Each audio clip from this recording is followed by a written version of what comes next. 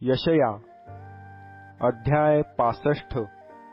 जे मला विचारित नसत त्यास मी दर्शन दिले, माझा धावा करीत नसत त्यास मी प्राप्त झालो। ज्यास माझे नाम प्राप्त झालेले नव्हते त्यास मी म्हणालो, पहा मी आहे, हा मी आहे, जो चांगला नाही अशा मार्गाने स्वच्छंदपणे चालणाऱ्या फितुरी लोकांपुढे मी आपले हात नित्य केले। माझ्या समक्ष बागात यज्ञ करून व विटांवर धूप जाळून मला क्षोभ आणणारे असे हे लोक आहेत। ते कबरींमध्ये राहतात, गुप्त स्थानी रात्र काढितात, डुकराचे मांस खातात, अमंगळ पदार्थांचा रस त्यांच्या पात्रात असतो। ते म्हणतात, हां, जवळ येऊ नको, तुझ्यापेक्षा मी पवित्र आहे।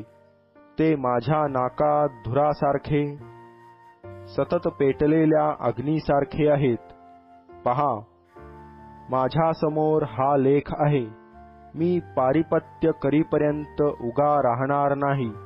प्रतिफळ त्यांच्या पदरी मोजून घालीन।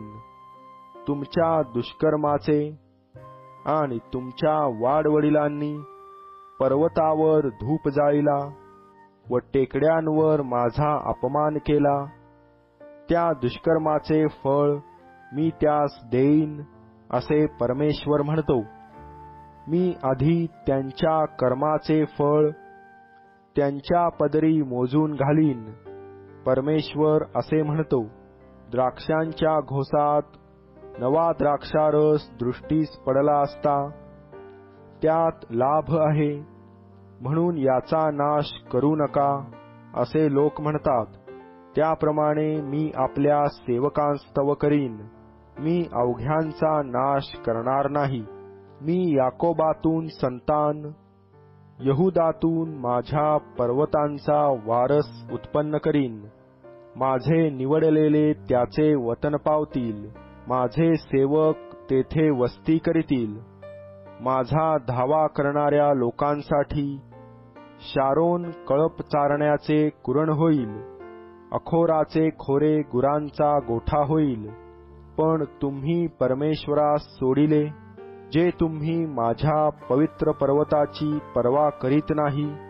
गादासाठी, भाग्यदेवतेसाठी मेजवानी तयार करिता, मनीसाठी, कर्मदेवतेसाठी मिश्रित पेयांचे प्याले भरून ठेविता, त्या तुम्हास तरवार नेमिली आहे। तुम्ही सगळे वधासाठी खाली वाकाल, कारण मी हाक मारिली तरी तुम्ही उत्तर दिले नाही। मी बोललो तरी तुम्ही ऐकले नाही। माझ्या दृष्टीने जे वाईट ते तुम्ही केले, जे मला नापसंत ते तुम्ही पसंत केले। ह्याकरिता प्रभू परमेश्वर म्हणतो, पहा, माझे सेवक खातील पण तुम्ही उपाशी राहाल, माझे सेवक पितील पण तुम्ही तान्हेले राहाल।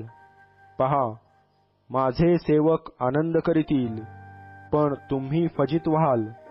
पहा, माझे सेवक हर्षित चित्ताने जय जयकार करीतील पण तुम्ही खिन्न चित्ताने ओरडाल, भग्न हृदय होऊन आकांत कराल।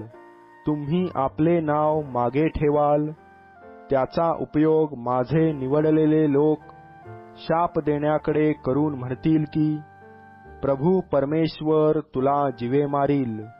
तो आपल्या सेवकास दुसरे नाव ठेवील, म्हणून देशातला जो आपणास धन्य म्हणवील तो सत्यदेवाच्या नामाने आपणास तसा म्हणवील। देशातला जो शपथ वाहील तो ती सत्यदेवाच्या नामाची वाहील।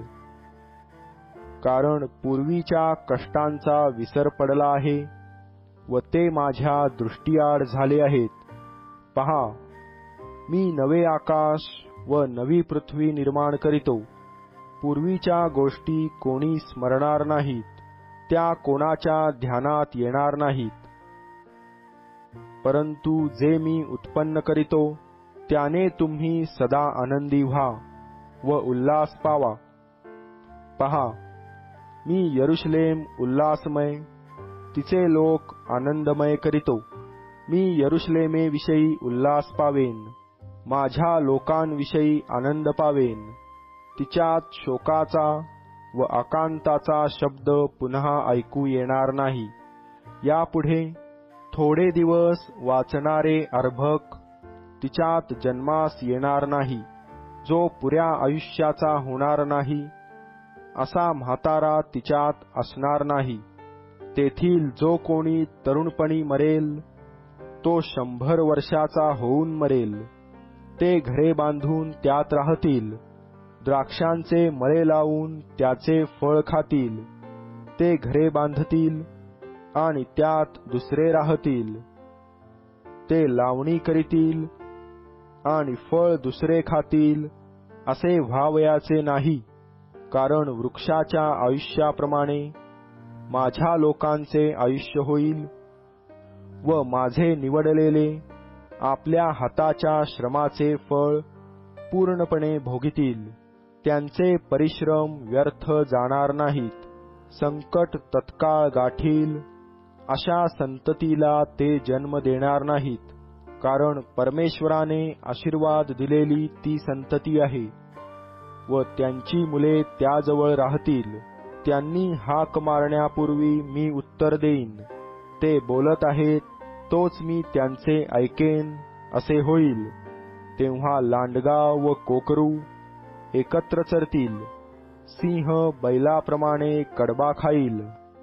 सर्पाचे खाणे धूळ होईल. माझ्या सगळ्या पवित्र डोंगरावर ती उपद्रव देणार नाहीत, नासधूस करणार नाहीत, असे परमेश्वर म्हणतो.